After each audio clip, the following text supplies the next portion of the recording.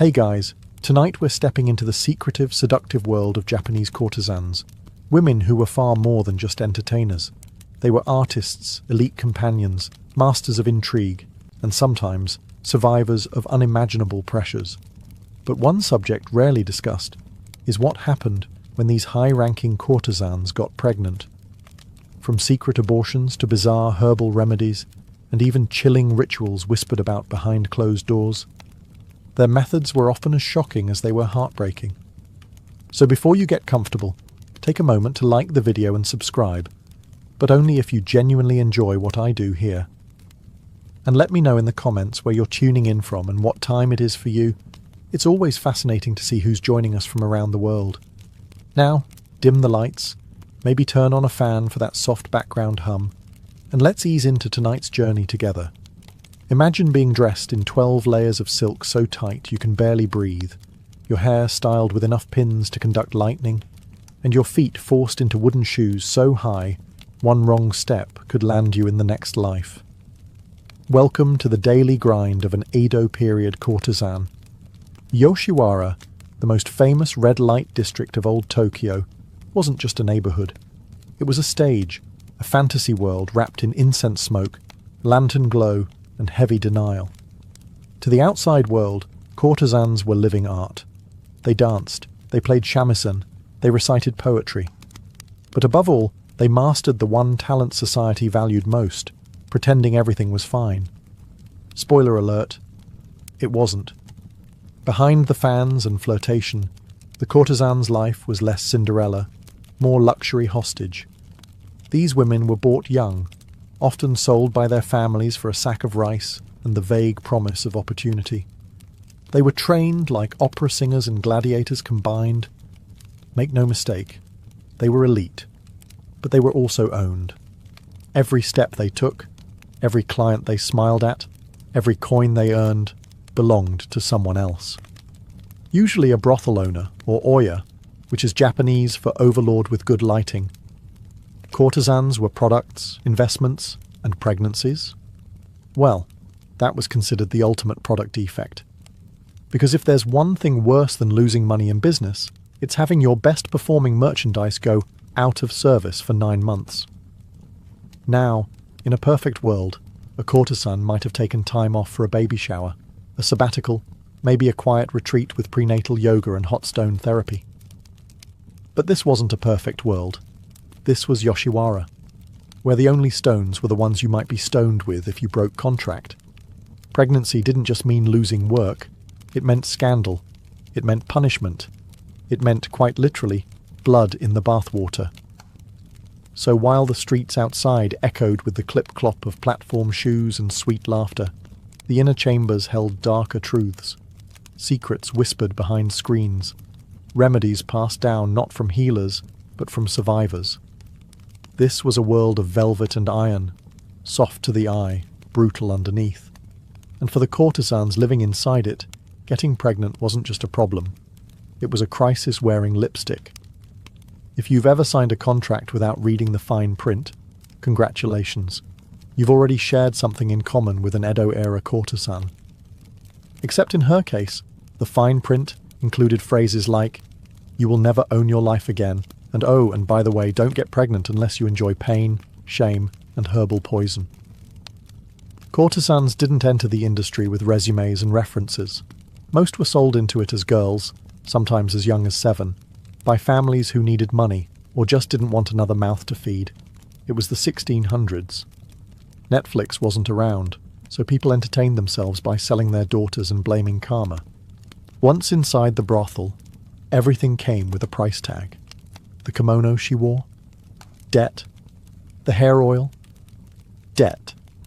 The lessons in poetry, tea ceremony, and how to pretend you're thrilled by middle-aged men discussing rice taxes, debt. By the time she was ready for clients, she already owed more money than a failed startup. Now, the contract, and let's use that term lightly, because she had no legal say in it, was basically a glorified leash. It dictated when she slept, who she served, how she smiled, and most importantly, that her uterus remained strictly decorative. Pregnancy? That wasn't in the brochure. And let's not forget the clients, a diverse collection of drunk samurai, emotionally starved merchants, and the occasional poet who thought whispering about cherry blossoms counted as foreplay. These men weren't looking for long-term commitment. Most weren't even looking for eye contact. And if they got a courtesan pregnant, they disappeared faster than your paycheck after payday. Of course, the brothel didn't blame the man. That would be far too progressive. Instead, the woman, the walking investment, was accused of carelessness, as if she had simply tripped and fallen into an accidental third trimester. In some establishments, even the suspicion of pregnancy was enough to get a courtesan reassigned to the bottom rung, the clients with fewer teeth and more complaints. Or worse, she'd be locked away until the problem resolved itself. You see, this wasn't just about sex. It was about control, reputation, and money. And babies? Babies were bad for business. Because nothing ruins a romantic illusion faster than morning sickness. So what happens when a courtesan in Yoshiwara does the one thing she's absolutely not supposed to do? No, not fall in love. That's frowned upon, but survivable. We're talking about the big one, the moment her stomach starts growing for reasons other than bloat from too much fish soup. Pregnancy. The ultimate plot twist. See, in this elegant, silk-wrapped prison, getting pregnant wasn't a beautiful miracle. It was a career-ending biological betrayal. In modern terms, it was like your iPhone suddenly deciding it wanted to be a toaster. Beautiful? Maybe. Useful? Not anymore. The courtesan's role was to entertain, seduce, and maintain the illusion that every client, no matter how hairy, drunk, or emotionally unstable, was her one true love. A baby? That shattered the fantasy. Suddenly, clients might remember that actions have consequences. And no one's paying premium rates to be reminded they left their real family across town. To the brothel, pregnancy wasn't a matter of health. It was a product malfunction. A courtesan's value depended on her availability. If she's busy gestating a small human, she's not serving tea, singing songs, or flirting with men old enough to be her grandfather. That means she's not making money. Which means the brothel's not making money. Which means someone's going to be very, very angry. There were no sympathy cards, no congratulations on the new arrival banners. Just a lot of whispering behind fans and the looming threat of being demoted from living artwork to unmarketable liability. At best, she might be hidden away until the issue resolved itself, which, let's be honest, is a poetic way of saying, handle it or else. At worst, she'd be thrown out, penniless, with a reputation so tarnished even the low-tier tea houses wouldn't touch her. And the baby? Let's just say, this wasn't exactly a culture built on maternity leave. Pregnancy in the courtesan world wasn't just forbidden, it was feared. Because once it happened, everything changed. The oiran, who was once the glittering centerpiece of the district, became an unspoken warning to the others. A reminder, cloaked in silence and shame, that bringing life into the world might very well end your own.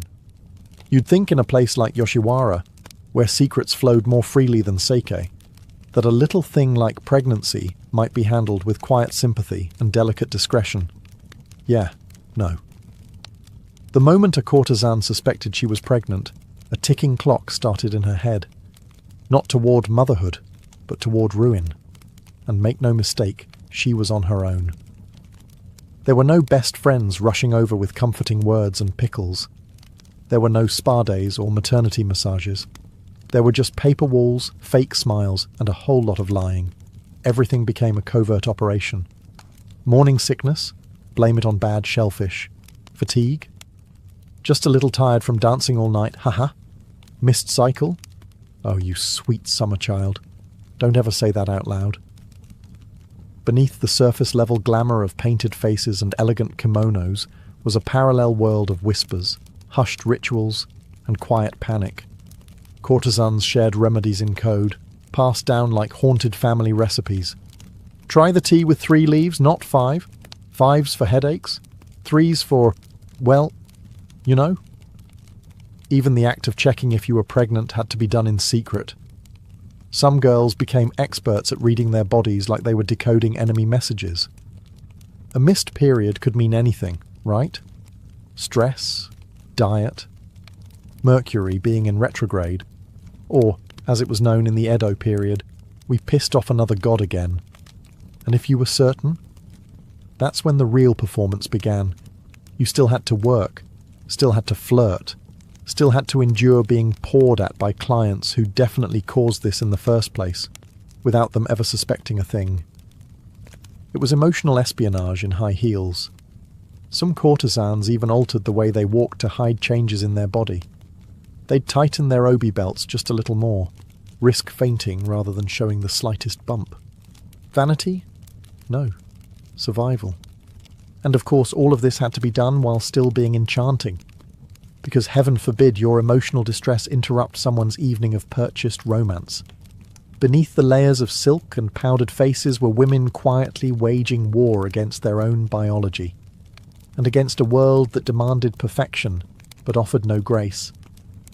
And it all had to stay hidden. Because once the secret got out, the kimono wasn't the only thing that could come undone. Let's talk tea. Not the kind you sip while gossiping about your neighbour's suspicious new kimono. No, this tea had a very different purpose. One that came with cramping, bleeding, and the faint possibility of death. Welcome to the courtesan's secret weapon, herbal abortion brews. Because when you couldn't exactly stroll into a pharmacy and ask for one discreet termination, please, you turned to Mother Nature and hoped she was in a merciful mood. The most infamous players in this deadly tea party? Mugwort, safflower, and kanzo, otherwise known as licorice root, which sounds innocent until you realise it was taken in horrifying doses that could make your uterus flip a table. These weren't your garden variety sleepy time teas.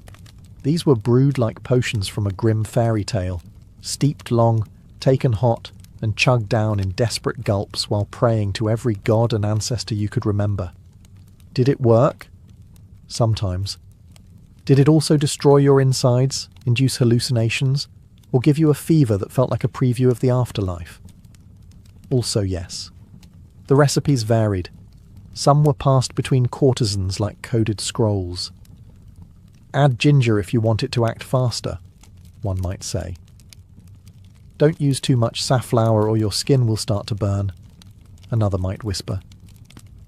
It was part science, part superstition, and entirely unregulated disaster. The worst part? You had to keep working the whole time. Imagine entertaining clients, smiling sweetly, making small talk about moonlight and cherry blossoms, all while bleeding internally and hoping this was the cup that did the trick. And if the tea didn't work? Well, that just meant it was time to move on to the next method.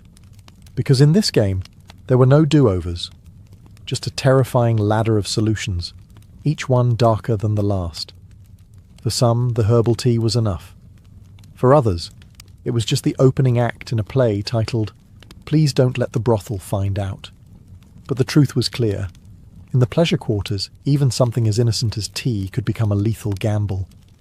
And when your life is held together by silk, smiles and secrets, one wrong sip could unravel everything. If the tea didn't work, and let's be honest, herbal roulette wasn't exactly foolproof, there was always another option. More hands-on. Enter the midwives. Not the sweet, smiling birth attendants you might imagine from folk tales. No. These were women of shadows, ghosts in the alleyways of Yoshiwara, legends passed between trembling lips. No signage, no appointments, no receipts, just pain, blood, and a whole lot of praying.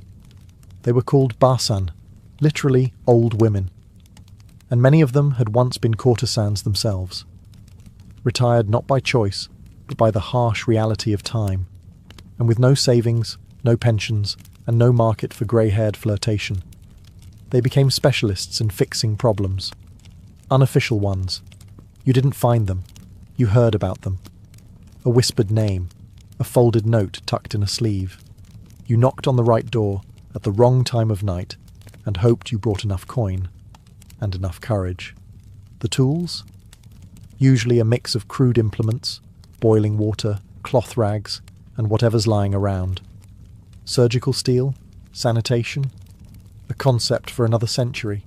No anesthesia, no aftercare. Just grit your teeth and hope the gods are too busy to notice. And yet, to desperate courtesans, these midwives were saviours.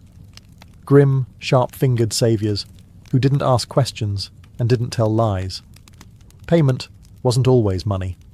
Some took hairpins, trinkets, or silk sashes.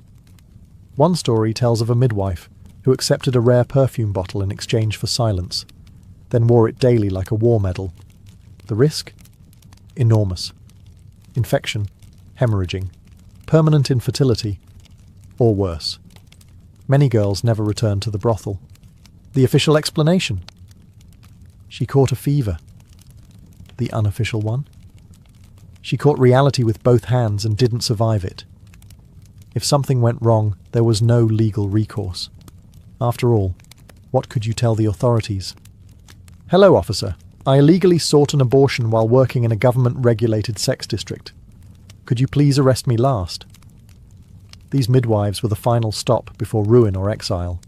No training, no ceremony, just candlelight, trembling hands, and the hope that today, death wasn't charging full price. And somehow, even in this world of blood and fear, trust was forged. Between the broken and the ones who helped them break in silence. In most cultures, a hot bath is a symbol of peace. Relaxation. A little self-care after a long day of pretending to like your job. But in the world of Edo period courtesans, a hot bath could mean something far more sinister and far more permanent. Welcome to the boiling bath method, a home remedy that promised to take care of the problem by turning your womb into a sauna from hell. The idea was simple. Soak in a bath so hot, your body would forcibly reject the pregnancy. Think of it as a spa day, designed by a sadistic herbalist with a grudge against reproductive health. The method was whispered about in hushed tones behind paper screens. "Stay in until you feel dizzy," they'd say. "If you faint, it's working." Medical advice at its finest. Some girls added special herbs to the water. Mugwort again, of course, because apparently that plant was the Swiss Army knife of uterine sabotage. Others drank sake beforehand, because why not combine internal poisoning with external overheating? It was dangerous. Extremely dangerous. You weren't just risking the pregnancy, you were risking your own life. Scalding burns, shock, heat stroke. There are accounts of women fainting mid-bath and being dragged out unconscious, only to die quietly in some hidden room while the brothel continued its evening business. Nothing ruins a client's mood like stepping over a corpse on the way to his sack tray. And yet, the method persisted, because it was fast, cheap, and relatively discreet. No tools, no midwife, just water, willpower, and a very high pain tolerance. The courtesans were told to breathe through the pain, to stay calm, to keep quiet, even while their bodies boiled from the inside out. Also, the brothel wouldn't lose its best moneymaker. Because nothing screams customer service like telling a girl to self-harm quietly in the back room. If the bath worked, the pregnancy ended. If it didn't? Well, there were always darker options. In a world where a baby could cost you your status, your contract, or your life, a near-fatal bath wasn't extreme. It was just another Tuesday. When herbal teas failed and boiling baths didn't quite do the trick, courtesans turned to another time-honoured technique in the ancient art of pretending everything's fine. Tight binding. The idea? If you wrap your abdomen tightly enough, maybe, just maybe, you can squeeze the baby out of existence. Or at the very least, hide it long enough to avoid a scandal and a demotion to the drunk uncles and smelly merchants clientele tier. Enter stomach binding. Known as haraobi, it was basically a DIY womb corset. Long strips of cloth were wrapped again and again around the lower torso until the courtesan resembled a very glamorous sushi roll, one holding in something she desperately didn't want to deliver. Of course, there were problems. Minor things, like breathing, and digestion, and that pesky little issue of internal organ compression. But in the pleasure districts, comfort was always optional. Image was everything. Some courtesans bound themselves so tightly they could barely sit down, let alone dance, pour tea, or carry on a conversation about the beauty of the cherry blossoms. But they did it anyway, because a visible pregnancy was social suicide. And in Yoshiwara, appearances weren't just maintained. They were enforced. The courtesans became experts at posture control. Standing up straight wasn't about elegance. It was about keeping pressure on the womb. Slouching meant loosening the bind. Loosening the bind meant discovery. Discovery meant doom. Some even slept with the binding still on, as if constricting their midsection 24/7 would convince the fetus to rethink its life choices and quietly back out. It didn't, of course, and binding didn't stop the pregnancy. At best, it delayed the reveal. At worst, it caused complications. Ruptured tissues, dizziness, fainting, internal bleeding. But none of that mattered when the alternative was losing everything you'd bled and smiled and danced to build. It wasn't about comfort. It wasn't even about safety.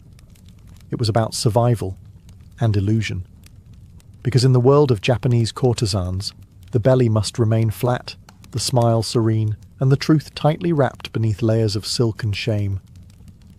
Even if what you're really hiding is heartbreak.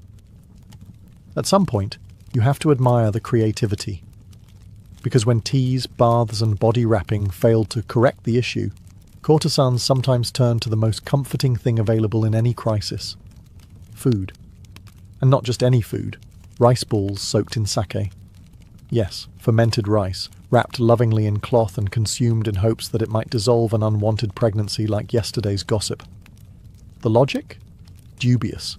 The desperation? Very real. Folklore whispered that vinegar, sake, and certain fermented foods had weakening effects on the womb.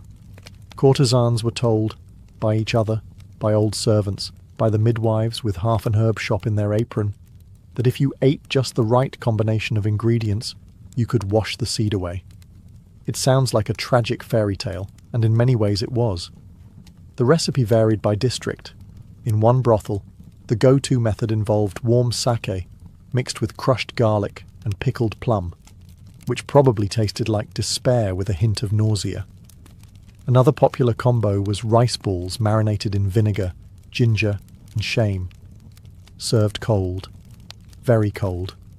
Did it work? You know the answer. Not really. Unless you count vomiting and intestinal distress as results. But in a world where your entire future hinged on hiding your condition, even a placebo with side effects was worth trying. Some courtesans were told to chant little verses while eating, part spiritual ritual, part emotional coping mechanism. Something along the lines of, "Return to the river, little child, for now is not your time." And then they'd swallow, trying not to gag. There's something incredibly human and heartbreakingly naive in this method. A kind of hopeful magic passed between trembling hands, because unlike the midwife or the boiling bath, this one felt gentler, almost like a ritual, almost like a prayer. But no amount of sake could rewrite biology, and while the rice balls offered comfort, they rarely offered results. Still, courtesans kept trying. Because when your body isn't your own, and your choices are limited to pain or secrecy, sometimes the only power you have left is believing in something. Even if that something is a soggy rice ball soaked in old liquor and whispered regret. So, let's say a courtesan gets pregnant. She's terrified, bleeding from herbal teas, possibly half poached from a boiling bath, and she's tried every rice ball in the folklore cookbook. Naturally, the next logical step might be to tell the father? Ah, sweet child, that man is already gone. Courtesans didn't operate in a world where paternity was a shared responsibility. They operated in a fantasy, one the client paid for. And the minute that fantasy tried to become reality, the man vanished like a samurai in a scandal. Most clients were married. Others were officials, nobles or merchants with reputations they absolutely did not want associated with illegitimate children from the pleasure quarters. So when that courtesan nervously hinted, "There might be consequences," the reaction was almost universal. Sorry, I'm moving to Osaka. Permanently. Also, I don't know you." Courtesans were trained not to expect loyalty. That's why any emotional attachment was considered dangerous.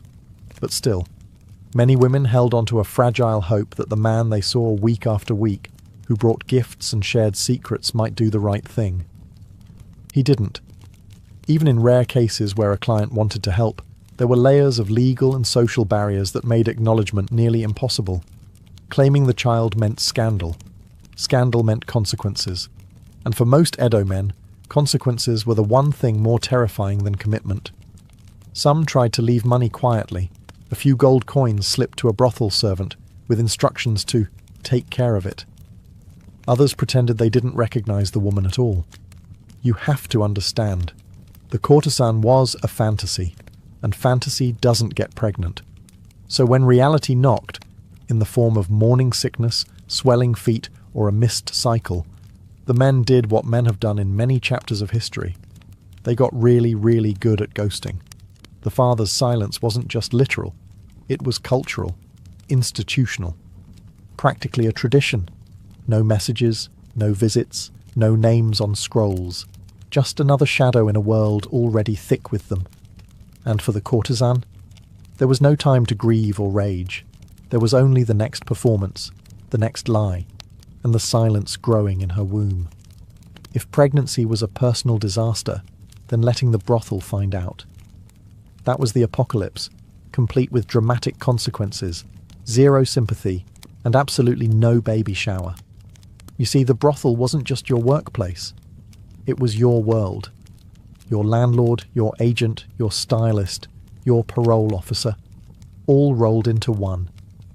And like most institutions that care deeply about profits and very little about people, it had one golden rule: don't get pregnant. So what happened when a courtesan slipped up? Well, it wasn't handled with sensitivity or a calm sit-down with the boss. No, we're here to support you vibes. Just a lot of side-eye, passive-aggressive fan-snapping, and the looming sense that you were about to be thrown under the gilded bus. The moment the suspicion arose, maybe you were walking a little slower, eating a little less, or just existing too carefully, the whispers began. First came the rumours. She's getting fat. She looks pale. She skipped her cycle. I heard it from the maid who empties the chamber pots. Then came the surveillance. Suddenly, you weren't allowed to leave the room alone. Your friends were asked to report on your activities. You were given less work, not out of compassion, but because they were prepping your replacement. And finally, if they were sure, punishment. Now, this varied depending on the brothel's mood, status, and general appetite for cruelty that day. Some demoted the courtesan to the lowest ranks, forcing her to serve the roughest, drunkest, least hygienic clients imaginable. Others confined her to her room until she dealt with the issue. Some simply kicked her out. No money, no support. Just a silk bundle of shame and a warning to others. In more elite houses, there was the illusion of discretion. They'd claim she was on retreat or visiting family. But everyone knew what that meant. Pregnancy wasn't just a personal failing. It was a business risk, a contamination of the illusion. And in a system built entirely on fantasy, reality was considered rude. So when the brothel found out, there were no tears, no hugs, just cold calculations, and the slow, quiet erasure of a woman who broke the one rule everyone pretended wasn't already broken. When you've tried every tea, choked down the vinegar rice balls, nearly boiled yourself like an overseasoned dumpling, and the brothel's starting to look at you like a faulty lantern, you've got two options: confess and face the consequences. Run like hell. And some courtesans chose exactly that. They disappeared. In the districts, they were branded nijejoro, runaway prostitutes, a term that translates roughly to, she messed up the fantasy, Now go fetch her back. Because running away wasn't just frowned upon, it was illegal. You were property. And when property walks out the door with a baby on board, the brothel takes it personally. But that didn't stop them. Some courtesans fled in the dead of night, disguised in plain robes with their hair undone, abandoning their ornate identities the way a snake sheds its skin. They slipped through alleyways, rode carts meant for laundry, or hid inside barrels. Yes, really, barrels. It was dramatic, dangerous, and desperately cinematic.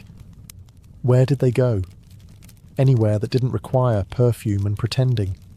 A cousin's farm, a mountain shrine, a fishing village where no one asked questions unless you stole their sake. Places where the name Yoshiwara didn't open doors. It closed them. Not everyone made it. Some were caught, dragged back and punished publicly, both as a warning and a morale booster for the rest of the staff. Look what happens when you act like you have free will. Others disappeared so completely they became urban legends. Did you hear about the Oiran who ran off to become a nun? They say one lives in the hills now, reading fortunes and raising her child like a ghost. But running wasn't freedom. It was just a different kind of cage. One where you traded makeup and money for silence and survival. And yet, for many, it was the only choice that still felt like a choice. Because when your entire world is painted in rules and red lipstick, the scariest thing isn't leaving. It's staying. And pretending it didn't happen. So they ran. Not for revenge. Not for rebellion. Just for the smallest, most dangerous luxury of all. Hope. Let's say a courtesan couldn't run. Couldn't drink enough tea. Couldn't fake enough smiles. And eventually, the lie she was carrying became too big to hide beneath the silk. There was only one thing left to do. Give birth. Quietly. Invisibly. Preferably without anyone noticing. Welcome to the underground world of silent deliveries, where motherhood arrived in the dead of night, behind sliding paper doors, with towels stuffed in mouths to muffle screams. No birthing chairs, no midwives in cheerful aprons, no cries of joy. Just urgency, terror, and if you were lucky, someone who knew how to boil water without asking questions. Sometimes it happened in secret rooms, ones the brothel conveniently didn't know about. Other times, it happened in storage closets, behind drapes, or even outdoors under cover of darkness. Because nothing says beautiful miracle of life like squatting behind a bathhouse with a handkerchief in your teeth. The courtesan had to remain calm. Because if she made too much noise, she wasn't just risking scandal. She was risking exile. Or worse. And there was no fanfare. No name-picking ceremony. Just a bundle of blood and breath, wrapped in a cloth and hidden before dawn. If she was very fortunate, a servant girl or an old retired courtesan might help. These were women who'd seen it all and kept their mouths shut tighter than a lacquered box. They brought towels, boiled water, whispered prayers, and never asked what would happen to the baby afterward. And the baby? Well, that was the question no one wanted to answer. Some were taken away immediately. Others stayed hidden for a few days, tucked in a corner, fed in silence, loved with trembling hands. But everyone knew this was temporary. The child didn't belong here. There was no room in the pleasure quarters for innocence. What these women endured, physically, emotionally, is almost unspeakable. But they did it, because the alternative was worse. They gave birth like ghosts, then wiped their faces, fixed their hair, and returned to the brothel floor as if nothing had happened. No maternity leave, no postnatal care, just another performance. Because in Yoshiwara, the show must go on. If a courtesan managed to give birth in secret, there was still one problem left. A tiny, crying, impossibly fragile problem. And in the pleasure districts, babies weren't blessings. They were liabilities with lungs. Loud, hungry, and impossible to explain to your next client. So what did she do? She walked, under cover of night, to the edge of town, to the roadside, to a place built for tragedy, a shrine of abandonment. Known as koya or ubasut sites, these were quiet stone shrines tucked into the corners of society, halfway between a place of worship and a dumping ground. They weren't publicized, but everyone knew they existed, and everyone knew what they were for. A mother, often a courtesan, a servant, or any woman society had failed, would leave her infant on the steps, swaddled tightly, sometimes with a name, sometimes with nothing but a small charm or folded prayer paper tucked into the cloth. And then she walked away. No goodbye, no witness, no turning back. If she was lucky, a monk or kind stranger might find the child. Sometimes a temple took them in, raising them in silence. Other times they were passed to orphanages, or into servitude, or simply vanished into the folds of forgotten stories. The courtesan didn't leave her child because she didn't care. She left it because there was no other path. The brothel wouldn't allow children. The law offered no protection. And even if she ran, what future could she offer a baby while hiding from bounty hunters with nothing but a comb and a blood-stained obi? So she did the unthinkable, not out of cruelty, but out of love, twisted by desperation. Some shrines were said to be haunted. Locals claimed they heard crying at night, not from the babies but from the women who left them. Echoes of regret carved into the wind like invisible gravestones. It wasn't just a shrine. It was an altar to every dream that never stood a chance. And the worst part? No one ever asked who left the child, because in the floating world of courtesans, everyone already knew. They just pretended not to. In the eyes of Japanese tradition, an unborn or aborted child isn't just a medical footnote, it's a spirit. And in the world of the courtesan, these spirits were everywhere. They were called Mizuko, literally water children. A poetic name for something profoundly heavy. The souls of children who were never born, or who were born and never raised. And no matter how silent the birth, how quiet the abandonment, these spirits didn't simply disappear. They lingered. Mizuko were believed to float between worlds, not fully in the realm of the living, yet not quite passed on either. In many ways, they mirrored the women who carried them. Courtesans, after all, also existed between realities, glamorous but enslaved, adored but discarded, present but unseen. And so a strange kinship formed, one ghost carrying another. Some women were haunted, not just emotionally, but spiritually. It was said Mizuko could cause misfortune, illness, or nightmares if not properly honoured. And the courtesans, who had no freedom in life, sought freedom for their unborn, in death. That's where the Mizuko Kuyo came in. A secret ritual, a whispered apology, a kind of emotional exorcism dressed in prayer beads and incense.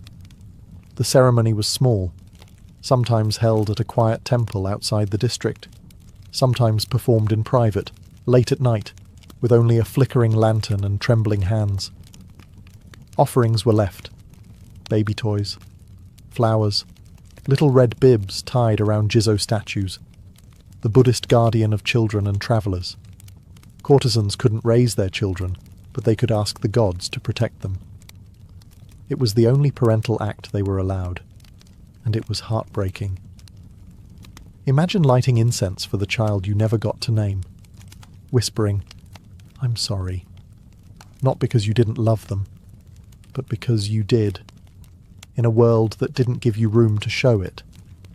Some came back again and again, year after year, unable to forget. Others visited once, and never returned, too afraid to reopen the wound. But all of them carried it. Because even in a world built on forgetting, some memories refused to drown. Mizuko weren't just spirits, they were reminders that love existed, however briefly, even in the darkest corners of silk and shadow. In Yoshiwara, the pleasure district was always loud. Laughter echoed down lantern-lit alleys. Music floated through the sliding doors. Perfumed clients shouted about love they didn't mean. Courtesans giggled, poured sake, and told 100 lies an hour, all for the price of illusion. But beneath all that noise, something remained perfectly still. Silence. A specific, deliberate kind. The kind that wrapped itself around certain topics, like a velvet chokehold. And at the centre of that silence was the unwritten rule. We don't talk about pregnancy. Every courtesan carried an invisible weight. Contracts, expectations, debt, desire. And for the ones who got pregnant, that weight tripled overnight. It pressed on their lungs, their decisions, their very skin. But somehow they kept dancing. They still performed, still laughed at jokes they'd heard 1,000 times, still painted their lips blood red and pretended they weren't bleeding somewhere else entirely. Because strength, in Yoshiwara, wasn't about force. It was about endurance. The ability to carry your pain like it was part of your costume. To cry only when your makeup was waterproof. To bind your womb, bind your heart, and keep serving tea as if nothing inside you was unravelling. Some might say they were trapped, and they were. But even in the cage, they found ways to sing. They learned to master control, not over their fate, but over how they wore it. They consoled each other with gestures instead of words. They protected secrets, not because they were ashamed, but because trust was rare and sacred. They taught younger girls the quiet codes, how to hide, how to lie convincingly, how to survive one more day in a world that profited from their obedience. They weren't fragile like glass. They were fragile like porcelain, beautiful, dangerous to mishandle, and capable of enduring centuries of pressure. No one wrote poems about that strength. There were no plays, no woodblock prints, only silence and survival. But if you looked closely, in the tilt of the head, the narrowing of the eyes, the slight tremble in the hands pouring tea, it was there. They were artists, yes, but they were also warriors, painted in rouge and wrapped in silk. And for those who carried the unbearable, the unborn, the forgotten, the shame no one dared name, the fact that they still stood at all, that was strength, disguised as elegance, disguised as grace. But make no mistake, it was strength. They were never supposed to be remembered. Courtesans existed to be consumed, not known. Admired, desired, painted, yes. But understood? Never. And once they faded from the spotlight, they were swept aside like yesterday's incense smoke. Especially the ones who got pregnant. There were no statues for them, no poems carved in stone, no history books recording the names of the girls who bled quietly behind the screens, who left offerings for children no one else ever saw, who disappeared in the night with swollen bellies and broken contracts. But they existed, and they mattered. Behind every fan flutter and practiced laugh was a human being surviving the impossible. They carried beauty like armour and shame like a shadow. They were punished for wanting love, exiled for making life, and buried in the footnotes of history like an inconvenience. And yet, they still found ways to fight. Not with swords, not with speeches, but by enduring, by holding on to moments of kindness in a world designed to forget them, by protecting each other in small, defiant ways, a whispered warning, a smuggled remedy, a silent prayer at a shrine that smelled of old moss and ghost stories. Remembering them isn't just about justice, it's about truth. It's about pulling back the silk and acknowledging what was really there all along.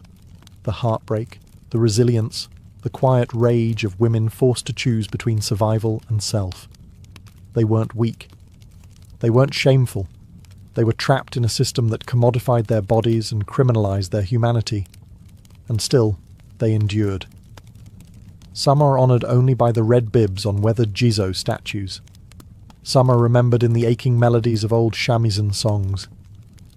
Most are unnamed, unheard, and unseen. But tonight, we remember them.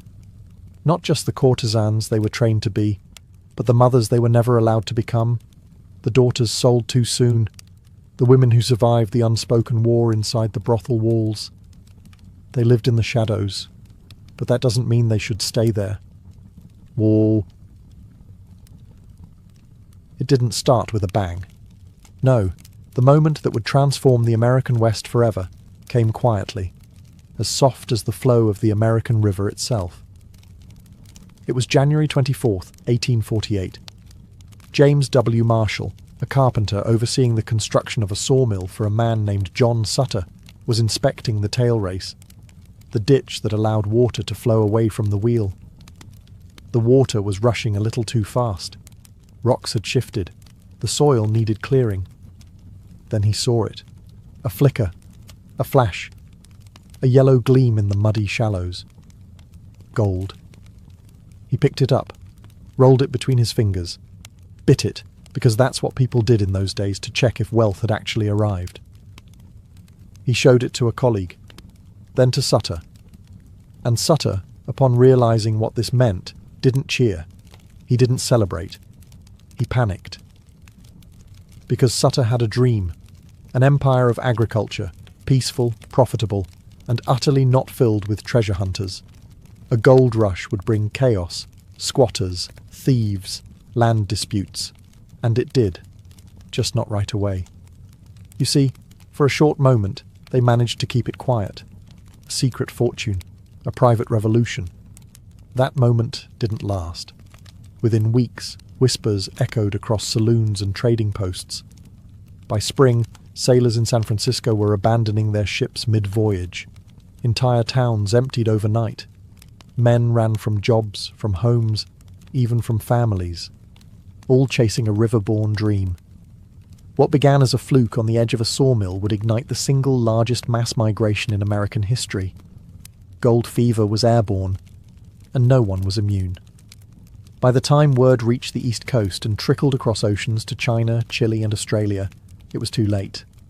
California was no longer just a distant frontier. It was an obsession, and all because one man saw a glimmer in the dirt. It wasn't the first time gold had been found in America, but it was the first time it rewrote the future overnight, because this wasn't just a discovery, it was a spark, and everything was about to catch fire. By the time 1849 arrived, California was no longer a distant rumour. It was a magnet, and the world was iron. Tens of thousands of people, mostly men, were on the move. From New York to New Orleans, from London to Lima, from Canton to Cape Horn, the rush had begun. They came on foot, by wagon, through blistering deserts and over ice-choked mountains. They came on ships that rounded the tip of South America, months at sea, just for the chance at a golden miracle. They were dreamers, desperate men, adventurers, crooks, widows in disguise. Entire ships were abandoned in San Francisco's bay, their crews running inland with shovels and gold pans. Some called it madness, others called it destiny. By the end of that single year, California's population exploded, from barely 15,000 to over 90,000. San Francisco ballooned from a sleepy port to a wild, chaotic boomtown. Streets were lined with tents, gambling halls, and hastily thrown together wooden shacks. The sound of hammers and pickaxes filled the air, competing with music, shouting, and gunfire. There were no banks, no law, no plumbing, just gold fever and the insanity that came with it. They called themselves the 49ers. Most arrived poor, sunburned, and covered in dust. They carried little more than blind hope and crude tools. Few had mining experience. Even fewer would strike it rich. But the dream was powerful enough to erase the odds. One man might dig for months and find nothing. Another could stumble upon a sparkling nugget the size of a walnut and suddenly be rich beyond imagination, at least until he lost it all in a drunken poker game. And still, they came. Every wagon that creaked westward carried more than tools. It carried ambition, desperation, and a fierce belief in reinvention. That out here, past the edge of everything, a man could become something new. 1849 wasn't just a year, it was a breaking point. And it reshaped not only California, but the very idea of America, a nation now obsessed with movement, with fortune, and with the myth that the next shovel full of dirt might change everything. When the gold came, the towns followed, almost overnight. A miner struck it rich near a stream, word got out, and suddenly hundreds of tents popped up like mushrooms after a storm. Within weeks, the tents turned to timber shacks. A saloon opened, then 2, then 10. A blacksmith arrived.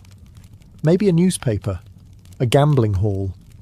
And just like that, a town was born. They called them boom towns because they didn't grow. They exploded. Places like Hangtown, Whiskey Town, and Rough and Ready weren't built on urban planning. They were built on adrenaline and blind hope. There were no mayors, no laws, no sidewalks, just mud, whiskey, and a whole lot of men with pickaxes and short tempers.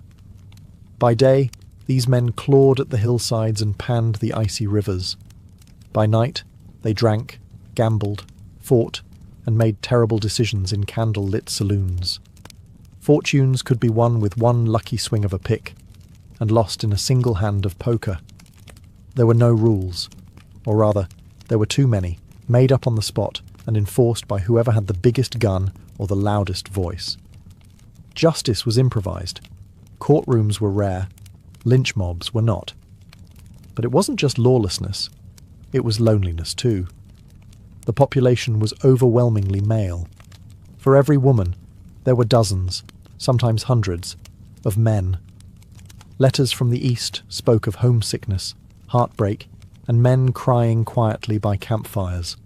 The gold wasn't always in the ground. Sometimes it was just a memory of what they left behind. Some towns flourished for a time. San Francisco transformed from a sleepy harbour to a rowdy, bustling gateway to the goldfields. But many others didn't last. When the gold dried up, the people vanished. What was once a buzzing boom town became a ghost town. Buildings left to rot, saloons still stocked with broken glasses, wind whispering through empty jail cells. The gold rush didn't just create towns, it devoured them. For every success story, there were hundreds of shattered dreams, buried beneath muddy floors and abandoned tools. But no one came west expecting guarantees. They came for a chance. And boom towns, chaotic, filthy, and burning with hope, were where that chance lived. For a little while, gold fever sounds romantic, until you're knee-deep in freezing river water, swinging a pickaxe into rock, sleeping on dirt, and calling beans your only friend. The life of a prospector wasn't glamorous. It was hard, lonely, and often miserable. But still, they came. Because the promise of riches, even the slimmest chance of it, made men do impossible things. Most arrived with little more than hope and a few essentials: a pickaxe, a shovel, a gold pan, and maybe a tin plate or two. If you had money, you might splurge on a rocker box, a wooden contraption that let you sift through more dirt at once. If you really had cash, a long tom sluice. If not, it was all down to your 2 hands and gravity. And patience. Panning for gold meant hours bent over a river, swirling sediment, hoping to catch a flicker of yellow among the rocks. Some struck it rich in a day. Most didn't. They dug holes, moved boulders, built flumes, dammed creeks, and chased every rumour of easy gold like moths to flame. They slept in tents, if they were lucky, open skies if they weren't. Rain meant wet clothes. Snow meant frozen boots. Bears were a risk. So were thieves. Disease was constant. Dysentery, scurvy, cholera, because sanitation was non-existent, and miners weren't exactly washing their hands before meals. Food was basic and expensive. Eggs could cost more than a day's wages. Beans, bacon, and coffee made up the holy trinity of miner cuisine. Vegetables? Rare. Bathing? Optional. Haircuts? Forget it. And still, they stayed. Because the gold was real. People had found it. And if they could, maybe you could too. That was the sickness of it. Every back-breaking failure still carried the hope that the next shovel of dirt might change everything. So they dug. Day after day, year after year. Some never found more than dust, others found enough to change their lives, or at least buy one hot bath and a better pair of boots. But success wasn't the only test. Tenacity was, and in the muddy chaos of the goldfields, that was sometimes the only thing separating the legends from the lost. Gold didn't just come out of the earth, it came with a price tag written in blood, sweat, and broken promises. For all the stories of overnight fortunes, the truth was far grittier. Most miners didn't get rich. Some found just enough to survive. Many left poorer than they arrived, carrying nothing home but blisters and regret. But the cost wasn't just personal, it was national. California was never empty, though the gold rush mythology would have you believe otherwise. Long before the miners came, the land was home to hundreds of thousands of Native Americans, living across dozens of nations and tribes. But once gold was discovered, they were treated as little more than an obstacle between ambition and profit.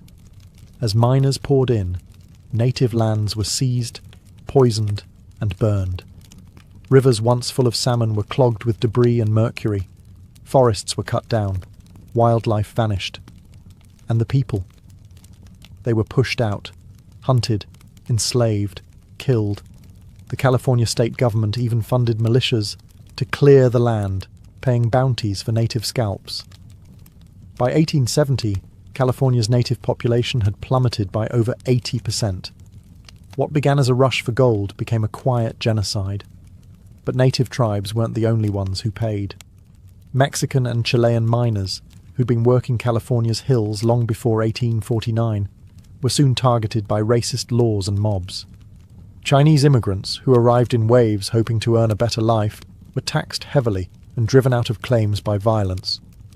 Black miners, both free and enslaved, faced legal and physical threats every step of the way. Even white miners fought among themselves. Claims were stolen, camps erupted in gunfire, fortune created friction, and everyone believed they deserved the prize.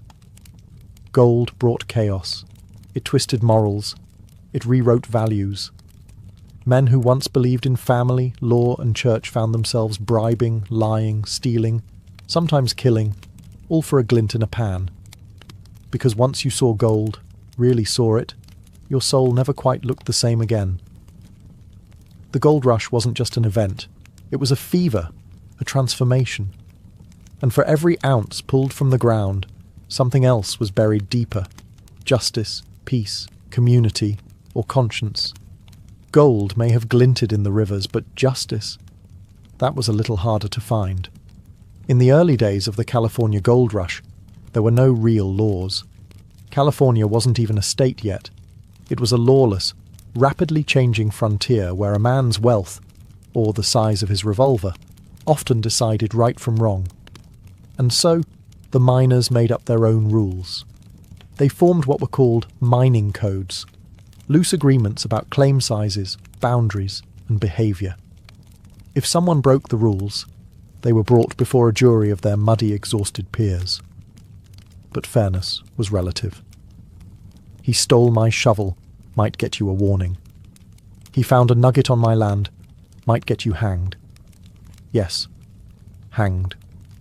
Vigilante justice became the norm. There weren't enough sheriffs, so towns formed vigilance committees. These were self-appointed enforcers, quick to punish and rarely interested in trials. Suspects could be whipped, run out of town, or tied to a tree with a rope around their neck, often without evidence. And saloons. They weren't just places to drink. They were courtrooms, gambling halls, and sometimes execution grounds. A drunken insult could escalate into a shootout. A lost card game might end in murder. Gunsmoke and lawlessness danced side by side beneath swinging lanterns. Theft was rampant. Claim jumping, when someone tried to take over another man's land, could spark all-out war between rival camps. Property lines were often decided with fists, bullets, or hastily scribbled signs nailed to trees. But amidst the chaos, something strange happened. Communities began to emerge. Makeshift governments formed. Real sheriffs were elected. Towns started building courthouses instead of gallows. California drafted a constitution in 1849. even before it officially became a state in 1850. The Wild West began to tame itself, slowly, violently, unevenly. But the scars of that early lawlessness never quite healed, because in the goldfields, justice had always been improvised, and even when the rules arrived, they came too late for many, buried beneath the hills, forgotten in dry creek beds, or swinging from tree branches that once doubled as judges. The California gold rush wasn't just an American story. It was a worldwide alarm bell, and it rang loud. By 1850, ships from every continent were docking in San Francisco Bay, their sails heavy with wind, their decks heavy with dreamers. Gold fever had gone global, and California wasn't just a place. It was an idea. They came from Chile, seasoned miners who had worked South America's goldfields long before the discovery at Sutter's Mill. They came from Peru, Mexico, and the West Indies, bringing skills, spices, and music. From China, thousands crossed the Pacific in wooden boats, driven by famine, poverty, and the promise of Gold Mountain. Europe sent its share too, Irish, Germans, Italians, and Frenchmen, many escaping revolution, poverty, or war. Even a handful of Australians showed up, having chased their own gold and figured they'd try again on another continent. California became a swirling, churning, multilingual chaos. Tents pitched side by side, arguments shouted in a dozen dialects, cooking fires filling the hills with scents from 5 different continents. At first it seemed like something beautiful, a global gathering, all drawn by the same dream. But dreams have borders, and when gold was scarce, prejudice grew fast. Foreign miners were often viewed with suspicion or outright hostility. Their success was resented, their accents mocked. Laws like the foreign miners' tax were introduced, targeting non-American miners with steep fees and harassment. Chinese miners were especially vulnerable. They were driven from claims, beaten, sometimes killed, while officials looked the other way. Spanish-speaking miners, even those born in California, faced legal discrimination and mob violence. Racism wasn't just casual, it was policy. Still, many stayed. They built communities, temples, churches, and businesses. San Francisco's Chinatown took root. Latino towns thrived along old Spanish land grants, and even as they were pushed to the margins, these global pioneers helped shape the future of California, in its food, its language, its spirit. The gold rush didn't just bring people west, it brought the world west. And for better or worse, it showed what happened when cultures collided not over ideals, but over gold. Gold has a way of running out, even when the fever doesn't. By the mid-1850s, the rivers were quieter. The easy gold, the glittering flakes and nuggets that could be scooped from shallow stream beds, was gone. What remained was deeper, harder to reach, and required tools that most miners couldn't afford. The rush was over. Those who came expecting instant wealth now faced a cruel truth. The gold rush had never been a promise, only a gamble. And for most, the house had won. Some stayed, switching from panning to wage labour in large mining operations. These industrial outfits used hydraulic mining, massive jets of water blasting entire hillsides apart to extract the precious metal. It was faster, more efficient, and devastating. Landscapes were shredded, rivers clogged with debris and mercury. Farmland downstream was ruined. The gold might have still been flowing, but it came at a terrible cost, and lawsuits would eventually bring hydraulic mining to a halt decades later. Meanwhile, many of the original 49ers packed up and left, broken by exhaustion, illness, or simple disappointment. Some returned home, pockets empty. Others drifted into new frontiers, Oregon, Nevada, Colorado, chasing the next rumor, the next miracle, and a few stayed. They became shopkeepers, ranchers, teachers, mayors. They built California not with shovels but with roots, because while the gold was drying up, something else had taken hold. Possibility. California had transformed. It was no longer a forgotten territory. It had roads, ports, towns, newspapers, banks, and, Finally, statehood. In 1850, just 2 years after Marshall's discovery, California officially joined the Union. The gold rush was over, but its impact was irreversible. It had redrawn the map. It had filled the West with people, ambition, and violence. It had shattered indigenous populations, transformed the economy, and turned a sleepy frontier into a symbol of American reinvention. What began with a sparkle in a river ended with an empire in motion. And while the miners moved on, California stayed gold, not just in its hills, but in its legend. Because sometimes the greatest treasure isn't what you dig up. It's what you build after the digging ends. The gold rush ended, but its echo never stopped. Even today, nearly 2 centuries later, California still wears the gold rush like a second skin. Its nickname? The Golden State. Its motto? Eureka. I have found it. It's not subtle. This wasn't just a historical event. It became a national identity, a cultural myth baked into America's DNA. Because the gold rush wasn't just about gold, it was about reinvention. It taught a young, hungry nation that fortune wasn't inherited. It could be chased, dug, fought for. That you didn't need a noble name, just a shovel and a little madness. It was the beginning of the American dream as we now know it. Move fast, take risks, stake your claim. But the legacy is complicated. Yes, it brought rapid growth, innovation, and the birth of the modern West. It gave rise to San Francisco, to the railroad, to California as a cultural and economic giant. But it also left scars, deep ones. Native communities were nearly erased. Landscapes were ravaged. Racist laws created lasting wounds. Chinese labourers, Mexican miners, black pioneers, they built California too. But their stories were buried under the glittering myth of the white prospector with the lucky pan. And yet, people still come. Not for gold, perhaps, but for something like it. For tech, for fame, for reinvention. Silicon Valley isn't far from Sutter's Mill.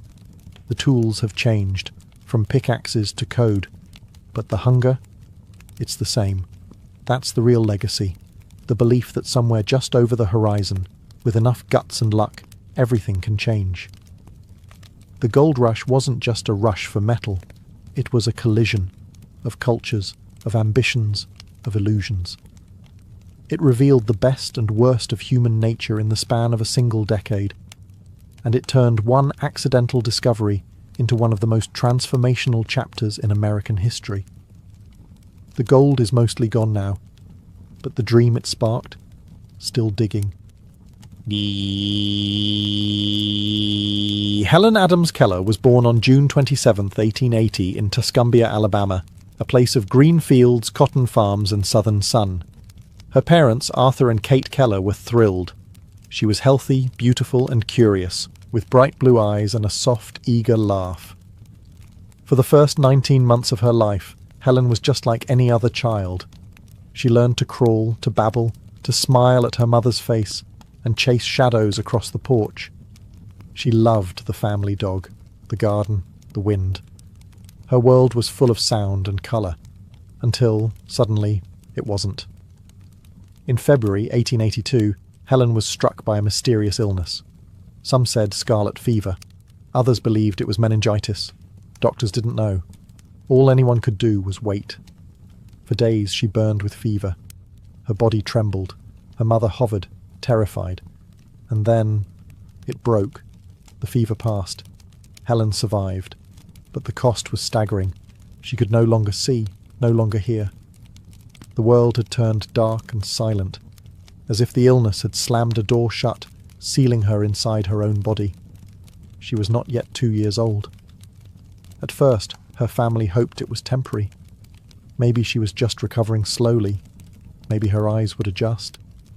Maybe she'd respond to a sound, a voice, a bell, a dog's bark.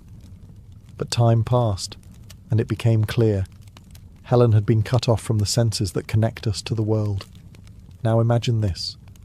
A toddler, filled with energy and intelligence, suddenly unable to understand the faces smiling at her, the arms reaching for her, the voices calling her name.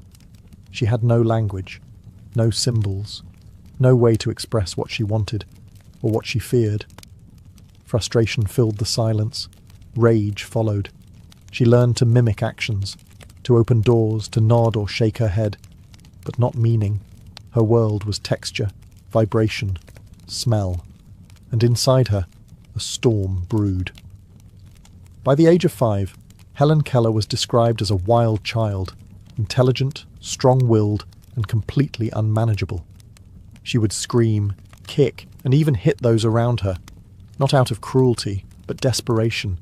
She was locked inside her own mind, and no one knew how to reach her. Not yet. By the time Helen Keller was 5 years old, the cheerful toddler who once played in the garden had become something else entirely. Untamed. Imagine being locked in total darkness. No sound, no sight, no language. Just raw sensation and confusion. For Helen, life had become a blur of textures and instincts. She had no words to express hunger or fear, no way to understand comfort or discipline. So she lashed out. She threw tantrums, kicked furniture, ripped buttons off clothes, and slapped her baby sister out of jealousy. Her meals became battlegrounds. She ate with her hands, grabbed food from others' plates, and screamed when anyone tried to correct her. Her moods could swing from laughter to rage without warning. The Kellers didn't know what to do. Their daughter was intelligent, that much was obvious.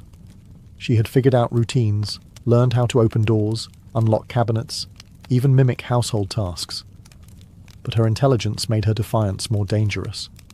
Her parents were exhausted. Relatives whispered that she belonged in an asylum. Her mother, Kate, refused to give up. She began writing letters, searching for help, not just from doctors, but from anyone who might know how to reach a child like Helen.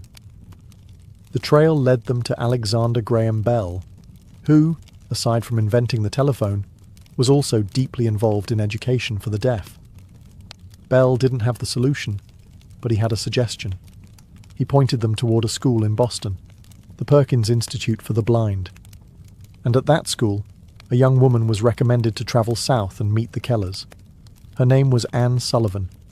She was just 20 years old, visually impaired herself, poor, fiercely determined, and completely unprepared for the storm she was about to walk into. When Anne arrived in Alabama in March 1887, she was greeted by a bright, beautiful child, uncombed hair, wild eyes, a mischievous grin, and a scream that could shatter windows. Helen Keller wasn't cruel. She was trapped. The world had shut its doors, and she was pounding on them with everything she had. Anne Sullivan had one job: open the door, and nothing, not rage, not silence, not blindness, was going to stop her from trying. March 1887. Tuscumbia, Alabama. A young woman named Anne Sullivan had arrived, determined to teach the unteachable. She moved into a small cottage on the Keller property, taking Helen away from the main house, away from indulgence, distraction, and pity. Anne's method was radical: structure, discipline, and above all, language. But how do you teach language to a child who doesn't hear words or see letters? Anne began by spelling them into Helen's hand, one letter at a time, using the manual alphabet used by the deaf. D-O-L-L, she would sign into Helen's palm as she handed her a doll. Helen copied the movements. She was smart, curious, but to her it was just finger play, motions with no meaning. She could mimic 100 signs and still not grasp that things had names. Anne was relentless. She spelled the names of everything Helen touched: cake, mug, spoon, water, bread, key. But the child didn't connect them. There was no concept yet. No understanding that the shapes in her palm represented the world around her. Then came April 5th, 1887, a day etched into history. Anne took Helen to the water pump outside. In one hand she placed Helen's fingers under the flow of cool water. With the other she spelled into her palm, W-A-T-E-R. Again and again. Water splashing, fingers moving. water. Suddenly, Helen froze. The chaos inside her calmed. Her face lit up with wonder. She dropped the mug. She touched the ground. Anne spelled earth. She touched the pump. Anne spelled pump. She touched Anne's dress, her face, her own hand. She had gotten it.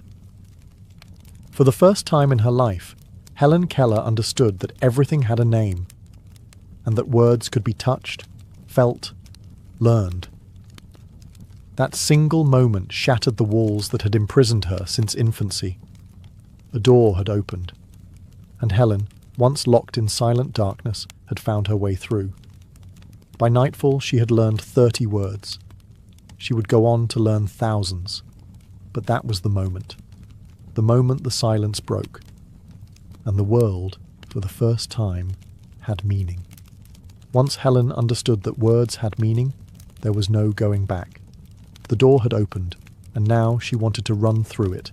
Her mind, starved for years, devoured everything Anne offered. Nouns, verbs, adjectives. She wanted to name the entire world. Every object, every sensation, every emotion. Nothing was too small, too abstract, too complex. Anne could barely keep up. She taught Helen using real-world experience. They walked through gardens, touched flowers, leaves, bark, soil. Helen learned the word flower by feeling a rose, tree by hugging its trunk, storm by standing in the rain. And she didn't just want to know what things were. She wanted to know why they were. She asked deep philosophical questions. What is love? Where does the sun go at night? Why do people cry? This wasn't memorization. It was awakening. She also began to understand manners and morality. Not just yes and no, but right and wrong. Anne spelled stories into her hand, biblical parables, Aesop's fables, poems, fairy tales. Through these, Helen learned about kindness, selfishness, generosity, justice. Language wasn't just power, it was freedom. Helen even began writing her first simple sentences using a special slate with raised lines. Each word she spelled made her feel more human, more seen. The frustration that had once driven her to scream and break things had transformed into purpose. But none of this happened by accident. Anne Sullivan worked tirelessly, often 16 hours a day, to unlock Helen's potential. She wasn't just a teacher. She was translator, mentor, protector, best friend. The bond between them was deeper than family, closer than blood. Anne had once called herself half-blind and unwanted.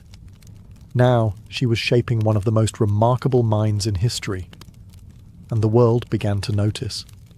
Newspapers started publishing stories about the miracle child in Alabama, the deaf-blind girl who was now reading, writing, learning faster than anyone believed possible. Helen's hunger wasn't slowing down. If anything, she was just getting started. Because now that she had a voice, even if it came through fingers, she wanted to speak to everyone. And one day soon, she would. By the age of 10, Helen Keller had already defied expectations. She could read Braille, write full sentences, and communicate rapidly through fingerspelling. She devoured books, memorized poems, and debated complex ideas with her teacher Anne. But it wasn't enough. Helen didn't just want to communicate. She wanted to speak. The idea seemed absurd. She was both deaf and blind. How could she possibly learn to form words she had never heard, shaped by sounds she had never experienced? But Helen wasn't asking for permission. She was asking for instruction. So in 1890, her family sent her to the Horace Mann School for the Deaf in Boston. There, she met Sarah Fuller, a dedicated speech teacher, who agreed to try the impossible. The method was tactile. Helen placed her fingers on Sarah's lips, cheeks, and throat as she spoke.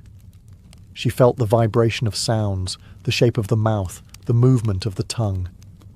Then, slowly, painfully, she began to mimic them, letter by letter, word by word. She practiced endlessly, forming syllables in front of mirrors, feeling her own face, repeating each sound dozens of times. Her first word was it.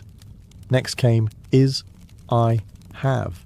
Small steps, giant courage. It wasn't easy. Her voice was difficult to understand at first. Even those closest to her struggled to make out her words. But Helen kept going, because to her, speech was freedom on another level, a bridge to the world she had never truly entered. And every day, her pronunciation improved. Anne was by her side through every attempt, encouraging, correcting, celebrating. Together, they turned what seemed like a miracle into a method. By 12, Helen could speak full sentences. With time, she would learn to give speeches, recite poetry, even engage in lively conversation, though most people still needed an interpreter to understand her clearly. But that didn't matter, because Helen Keller had done what even optimists thought impossible. She gave sound to silence. She had no memory of hearing her own voice. And yet, she had created one, with breath, muscle, and pure defiance. She had found her voice, and she would spend the rest of her life using it. By her mid-teens, Helen Keller had already achieved more than most people expected in a lifetime. But she wasn't content with being a miracle. She wanted to be educated, truly, formally, completely. So she set her sights on something no deaf-blind person had ever attempted: college.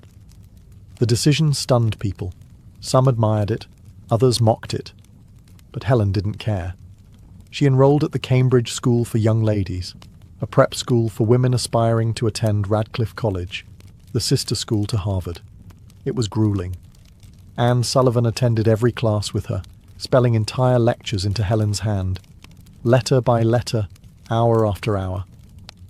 Imagine taking notes when you can't see the blackboard, can't hear the professor, and must absorb every word through touch.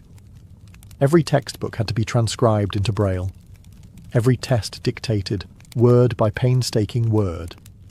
Helen studied Latin, French, algebra, geometry, philosophy, history, literature. Her days were long, her nights even longer. She often went to bed with sore hands and a spinning mind. There were moments of pure frustration, tears, exhaustion, even doubt. But she never gave up. She was accepted into Radcliffe College in 1900. Suddenly, she wasn't just a student. She was a symbol. Newspapers followed her story. Photographers tried to capture her studying, reading, writing. People wanted to see the blind girl with a mind. But Helen didn't want to be a spectacle. She wanted to learn, not as a novelty, but as an equal. At Radcliffe, she continued her intense studies, even as administrators remained skeptical. Some professors doubted her intelligence. Others found Anne Sullivan's constant presence distracting. But Helen pressed on, proving her intellect over and over. In 1904, at age 24, Helen Keller graduated cum laude from Radcliffe College, the first deaf-blind person in the world to earn a college degree. She had taken on academia without sight or sound, and won. But it wasn't just a personal triumph, it was a public declaration that disability did not mean inability, that the human spirit, given a chance, could outshine every limitation. And Helen was just getting started, now educated, articulate, and ready to change the world. She turned toward a new battlefield: activism. Helen Keller could not hear a crowd cheer or see her name in print, but she could feel injustice, and she refused to be silent about it. With her education complete, Helen stepped into a new role, not as a student, but as a fighter. A voice for the unheard, a symbol for those the world ignored. She became a fierce advocate for the blind and the deaf, but she didn't stop there. Helen took on poverty, women's suffrage, racism, child labour, and workers' rights. She criticised powerful corporations, supported birth control, and even spoke out against war. People expected a quiet, delicate woman. What they got was a political firestorm. She joined the Socialist Party in 1909, arguing that capitalism was crushing the poor while the rich prospered. This shocked many of her admirers, people who were comfortable applauding her triumph over disability, but weren't ready for her to challenge their bank accounts. When someone accused her of being misled, she replied, "It is true that I am blind and deaf, but I am not blind to social injustice, nor deaf to the cries of the suffering."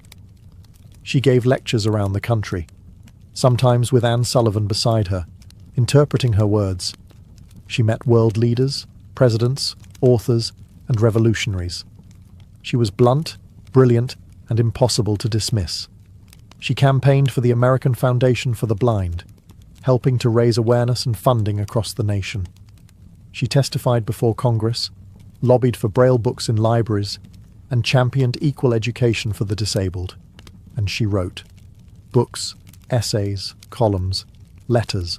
Her pen was a sword, and she wielded it without fear. In the public eye, she was a paradox, a woman who couldn't see or hear, but who saw more clearly than most, and who spoke more powerfully than those with perfect voices. She demanded dignity, not just for herself, but for the marginalized, the voiceless, the forgotten. And though many disagreed with her politics, no one could ignore her presence. Helen Keller had once lived in a world without words. Now, her words were changing the world. As Helen Keller grew older, the world grew louder in its admiration. She had become a global icon, a symbol of courage, intellect, and boundless will. From Tokyo to Cairo, from Washington to Moscow, her name meant something powerful: hope. She traveled the world, over 35 countries, advocating for the blind and the disabled. Crowds gathered just to see her walk onto a stage. Heads of state bent to shake her hand. Children reached for her, eyes wide, as if touching her might pass on some of her fire. And yet, behind the applause, there was always shadow. Anne Sullivan, her companion, teacher, and best friend, began to lose her health in the 1920s. For decades they had been inseparable, two souls fused by struggle and love. But in 1936, Anne passed away. Helen was devastated. She had known darkness. She had known silence. But this, the silence left by Anne's absence, was different. It was deeper.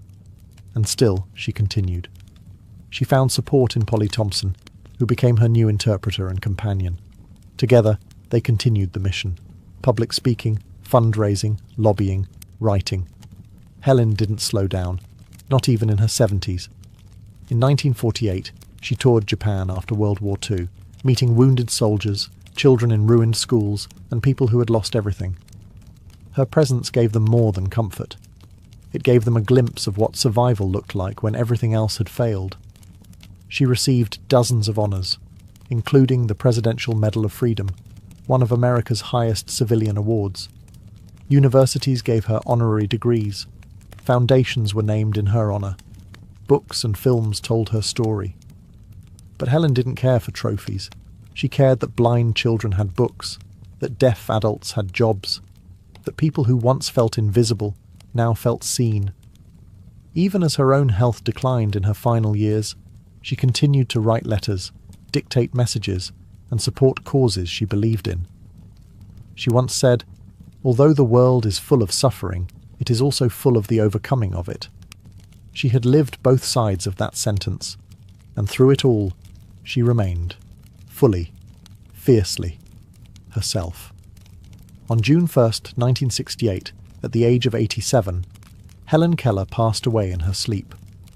She died peacefully in her home in Connecticut, a woman once locked in silence and darkness, now mourned across the world by presidents, poets, activists, and everyday people who had never even met her. But death could not silence her. Helen had become more than a person. She had become a force, a symbol of what the human spirit could do when handed the worst and still daring to rise. Born into a world that offered her nothing, no sight, no sound, no voice, she created a life that left nothing untouched. She helped rewrite how people viewed disability.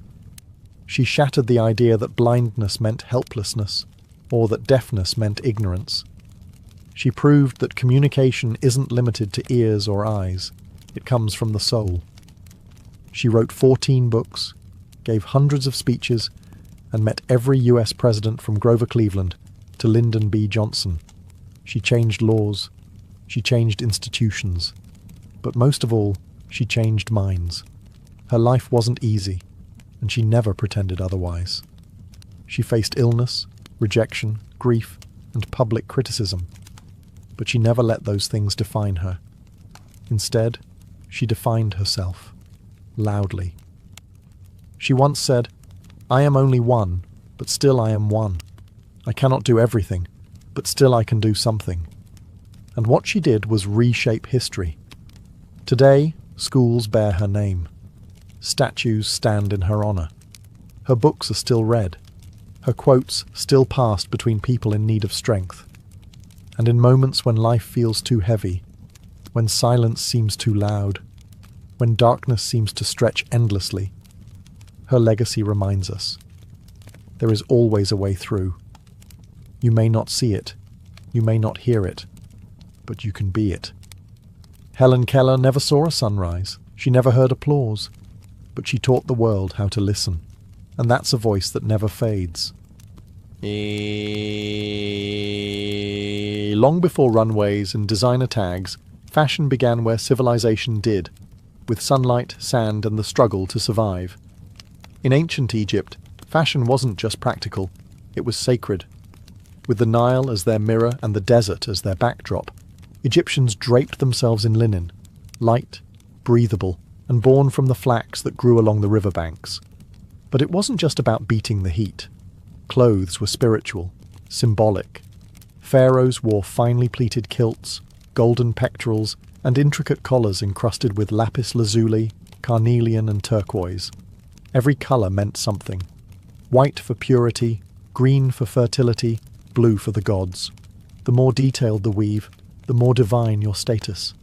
Even children went unclothed until puberty, their innocence worn openly, while the elite were wrapped like living statues, their garments reflecting order and cosmic balance. Across the Fertile Crescent, in Mesopotamia, fashion served a similar dual purpose: protection and prestige. Men wore woolen skirts tied with belts. Women wore layered robes and veils, the earliest legal code to mention clothing. The Code of Hammurabi actually dictated who could wear what. Veils, reserved for noble women. Slaves, forbidden to wear them. Ancient India brought colour into the conversation. With hand-spun cotton and early silk, people wore saris, dhotis, and turbans dyed with plant-based pigments like indigo and madder root. Their textiles told stories of region, of ritual, of rhythm. The Indus Valley might not have left us volumes of written history, but its tiny terracotta figurines show hairstyles, jewellery, and textiles that speak across time.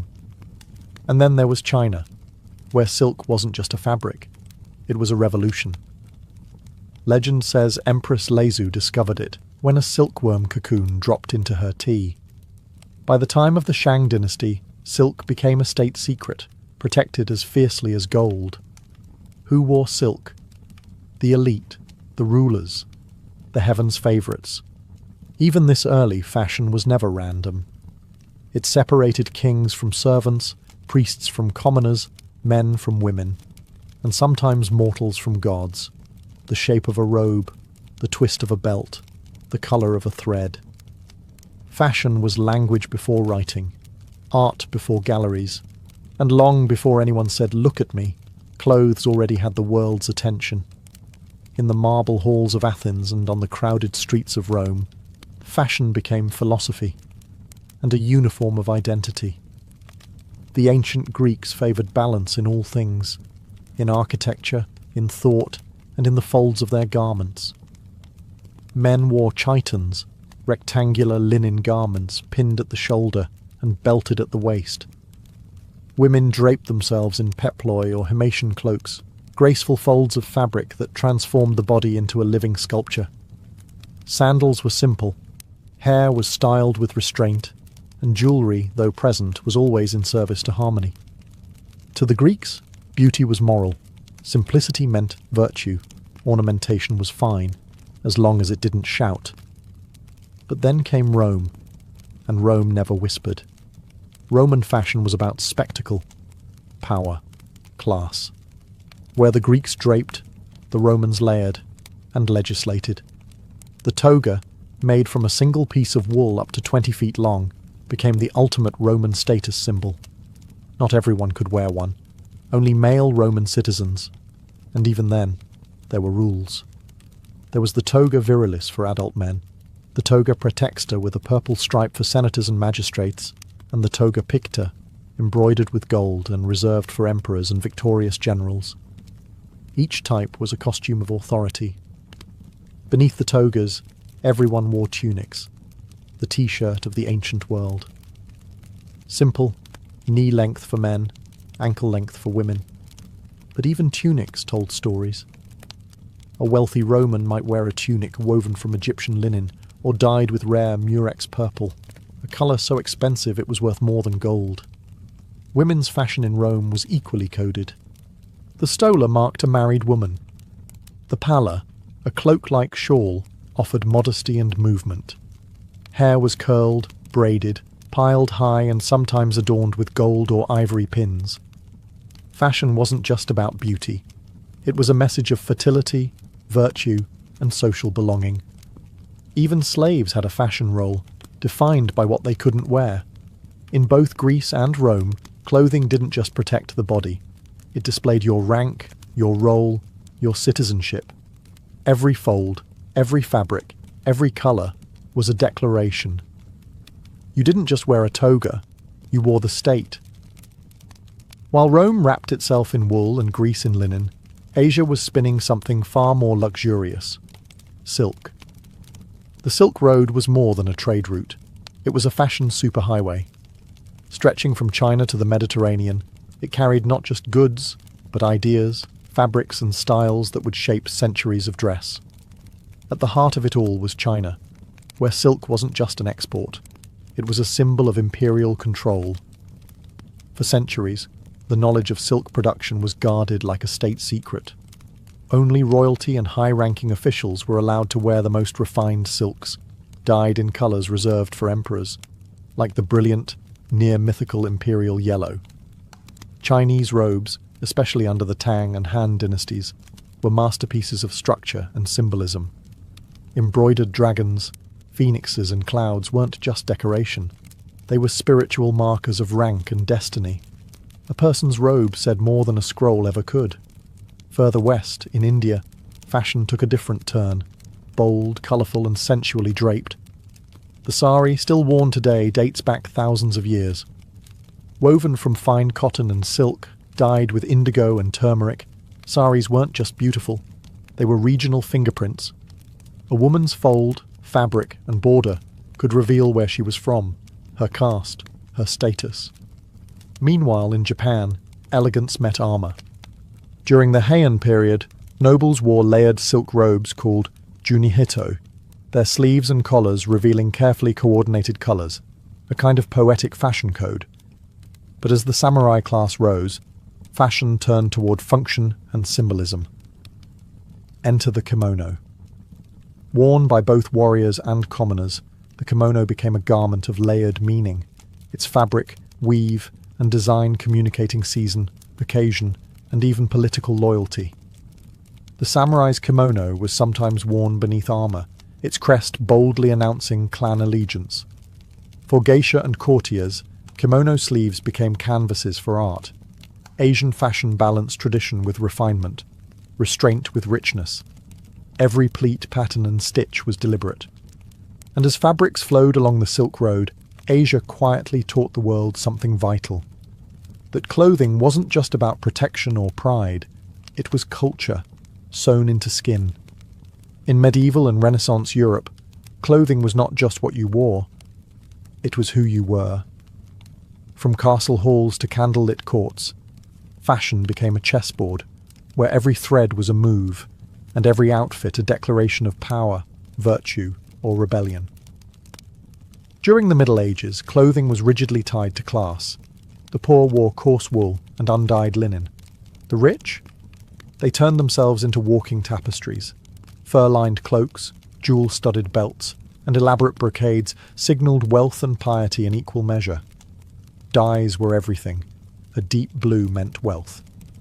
A true scarlet, reserved for royalty and cardinals.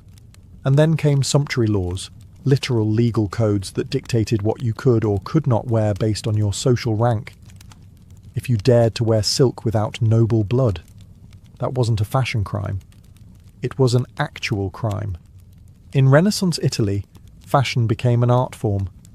Florence and Venice led the way, creating garments so opulent they seemed to defy gravity. Men wore puffed sleeves and slashed doublets. Women donned velvet gowns with rigid bodices and embroidered sleeves that whispered stories of family lineage and political power. It was no coincidence that during this time of intellectual rebirth, fashion became intensely theatrical. The more fabric you wore, the less you were expected to work. It was a silent performance of status. Look how much I can afford to waste. Then came the corset. Originally worn for posture and modesty, it evolved into a tool of silhouette control, cinching waists, lifting busts, and eventually becoming a symbol of both feminine elegance and restraint. The ideal woman's body became an architectural achievement. And in the grand courts of France and England, fashion reached dizzying new heights, literally. With towering wigs, ruffled collars, and dresses that required scaffolding underneath, women moved like chandeliers.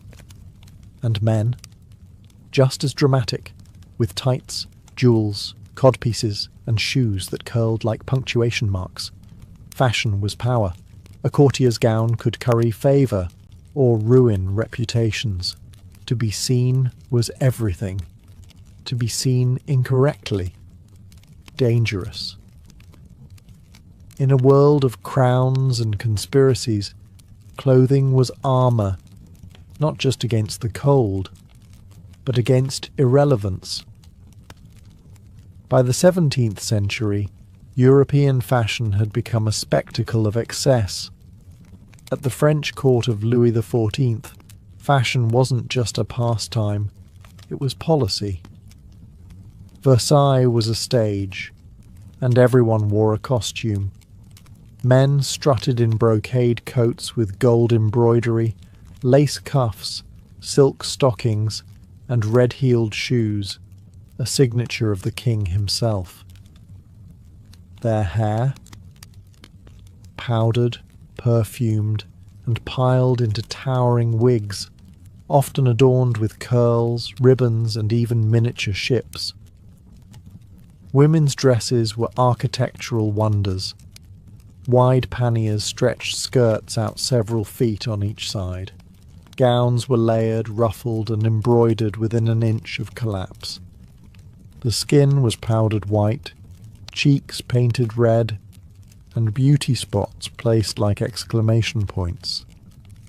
It was beautiful, ridiculous, and deeply political. In a world where wealth meant control, fashion became a language of elite detachment. To the nobility, clothing was a way to rise above the ordinary. To everyone else, it was a reminder of just how far they had fallen. And then came the French Revolution. In 1789, the people stormed Versailles, not just the palace, but everything it represented. Excess, inequality, silk and satin at the expense of bread. The guillotine didn't just fall on kings, it fell on wigs, heels, corsets. The fashion of the upper class became the uniform of the enemy. Suddenly, simplicity was power. The sans-culotte, or without breeches, proudly rejected aristocratic knee-length trousers. Instead, they wore plain trousers, the clothing of the working class. To wear extravagant clothes during this time wasn't just tone-deaf, it was dangerous. In the wake of revolution, fashion itself became democratic. The classical world was idolized. Clean lines, natural fabrics, Greek-inspired gowns, wigs and heavy makeup vanished almost overnight. Even Napoleon understood clothing as strategy. His military uniform, designed for drama and authority, helped create the image of the strong modern leader. His wife, Josephine, popularized high-waisted gowns and sheer fabrics that redefined elegance for the Empire era. But the powdered wig had become a relic. Fashion had shifted from flaunting wealth to redefining identity. The revolution didn't just change who ruled France. It changed what people wore to survive it. The 19th century roared in on the hiss of steam engines and the hum of textile looms. The Industrial Revolution didn't just change how people worked, it changed how people dressed. Suddenly, clothing wasn't reserved for aristocrats and royalty. Machines could spin, dye, and stitch fabric faster than human hands ever could. Mass production meant lower prices, more availability, and for the first time in history, fashion began to trickle down. But even as manufacturing modernized, style remained rooted in spectacle. Women's fashion took on volume, dramatic, sweeping, and almost absurd. The invention of the crinoline, a cage-like steel frame worn beneath skirts, allowed women to wear dresses that ballooned outward like open umbrellas. Some reached 6 feet in diameter, forcing women to move sideways through doors and practically orbit in ballroom circles. The message was clear. If you could wear a dress that prevented work, walking, or even sitting comfortably, you were probably wealthy enough not to care. Meanwhile, corsets tightened even further, shaping waists into wasp-like proportions. The ideal woman became a fragile hourglass, floating on a sea of silk, lace, and tulle. Fashion was both a prison and a pedestal. For men, fashion settled into sharp, sober lines. Tailcoats, waistcoats, top hats, the uniform of the respectable gentleman. It was during this time that the modern suit began to take form. Clean, restrained, professional, dignified without being flashy. But beneath the surface, new trends were stirring. Department stores sprang up in cities, offering ready-made clothes to a growing middle class. Fashion magazines like Godey's Lady's Book and La Belle Assemblée began shaping tastes. And with photography emerging, people could now see what fashion looked like far beyond their village. The rise of the sewing machine in the 1850s brought yet another shift, not just in production, but in personal creativity. Home sewing patterns became popular, style became accessible. Fashion was no longer just for the elite, it was becoming a tool for expression. Even Queen Victoria had an impact, popularizing white wedding dresses, mourning black, and modesty as fashion. In this new industrial world, clothes no longer just reflected identity. They were now building it, one stitch at a time. As the 20th century dawned, fashion stood at a crossroads, torn between the corseted elegance of the past and the liberation roaring in with the future. Then came World War I, and everything changed. With men off to battle, women stepped into factories, fields, and offices.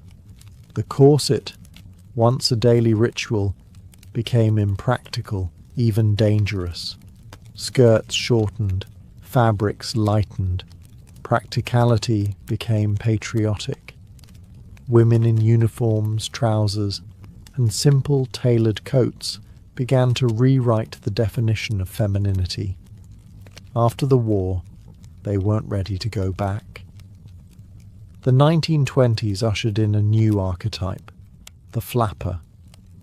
She wore drop-waist dresses, bobbed her hair, painted her lips red, and danced in speakeasies with a cigarette holder in one hand and rebellion in the other. Her dresses shimmered with fringe and beads. Her knees scandalized society, and her confidence defied generations of restraint. This was fashion as freedom, as refusal.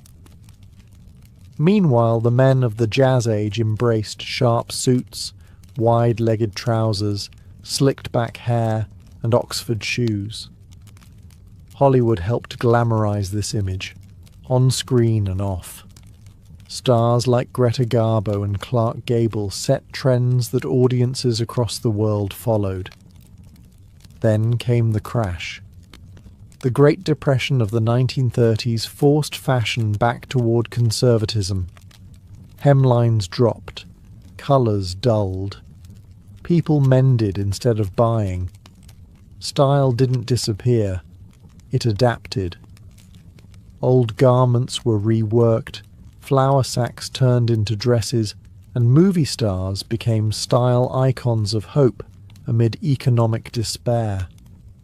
When World War II struck, fashion became a battlefield of its own. Materials were rationed, skirts became shorter, jackets boxier, fabrics stiffer. In the US, the government issued L-85 regulations, dictating how much cloth could be used in civilian clothing. Nylon, once used for stockings, was redirected for parachutes. Women in Europe wore utility clothing, efficient, minimalist, and often uniform-like. Men returned to service dress and battle dress. Yet out of these limits came innovation. Women wore slacks more frequently. Shoulder pads added structure. Fashion designers like Elsa Schiaparelli introduced surreal elements, thumbing their nose at the austerity. In the face of global conflict, fashion became more than style. It became resilience.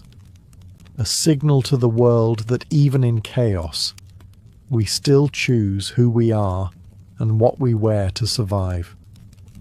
The world emerged from World War II battered but hungry for beauty. And in 1947, French designer Christian Dior gave it just that. He called it the new look.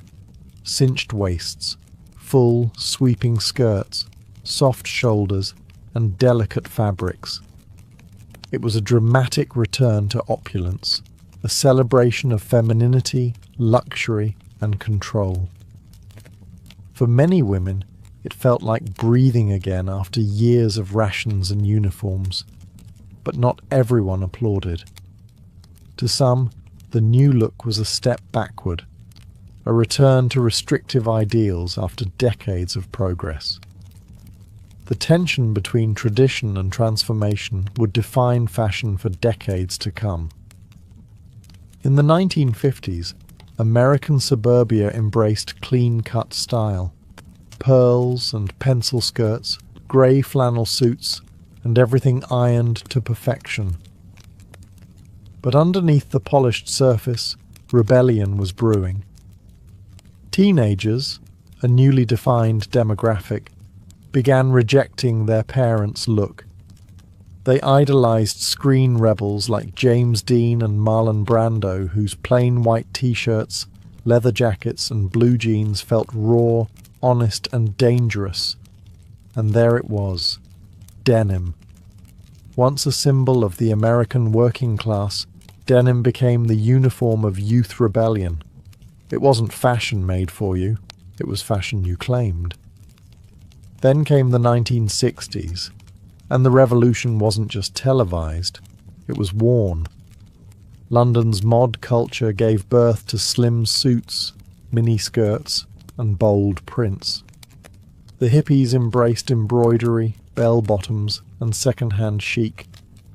Fashion became political, anti-war, anti-establishment, anti-everything that came before.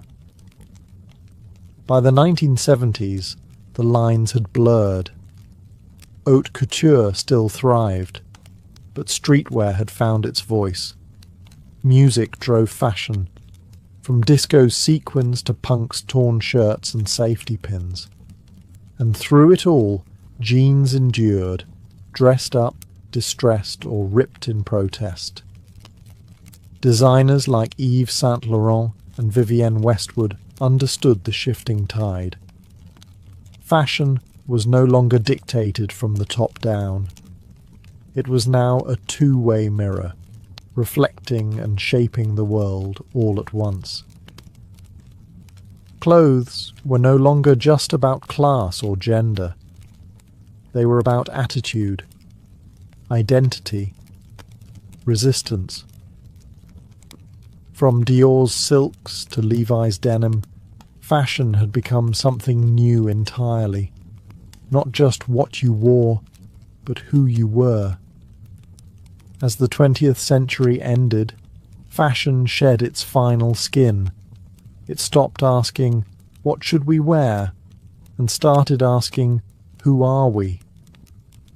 The 21st century began with a new energy, one driven by identity, diversity, and the rise of the digital age. Fashion was no longer ruled by seasonal trends whispered in the halls of Paris and Milan. Now it pulsed through Instagram, TikTok, and street corners in Seoul, Nairobi, and New York. Trends were global and instant. A teenager with a smartphone could spark a movement faster than a runway ever could. The rise of fast fashion made style more accessible than ever before. Brands like Zara, H&M, and Forever 21 churned out catwalk-inspired clothes at lightning speed. But it came with a cost. Environmental damage, exploitative labour, and a growing awareness of fashion's dark side. In response, sustainability became a new standard. Designers started rethinking materials, waste, and responsibility. Thrift stores surged.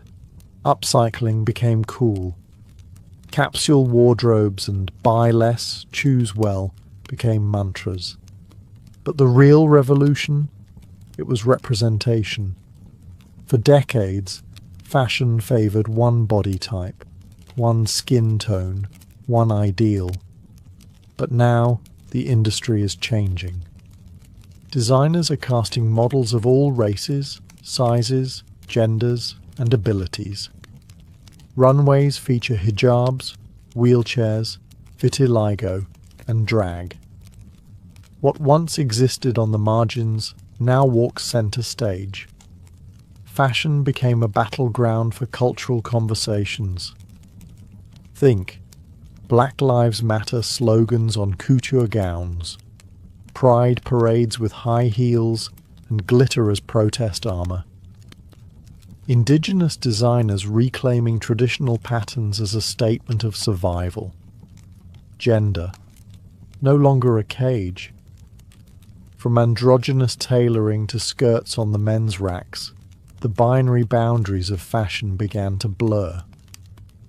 Icons like Billy Porter, Harry Styles, and Zendaya wore clothes not as statements, but as freedom. And in the metaverse, avatars strut in outfits that can't even exist in real life. Digital fashion, no fabric, no waste, just pixels and imagination, is becoming its own frontier. Fashion now lives everywhere, and it belongs to everyone. What began as linen in ancient Egypt has become a global language, one that can whisper tradition, scream rebellion, or simply say, "This is me." Because in the end, fashion isn't just what we wear. It's how we show the world who we are.